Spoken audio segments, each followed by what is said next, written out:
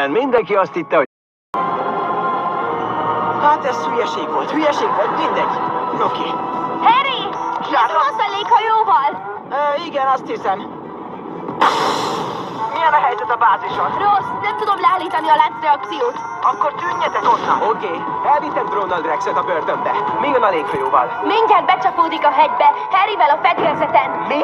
Charlotte, ha nem tudod megmenteni a bázist, akkor menjetek onnan. Talán a hőskomputer segítségével irányíthatom a léghajót. Rex elvágta az irányítást, nem tehetsz már semmit sem. Nem foglak itt hagyni. Védd ki onnan! De Henry, most!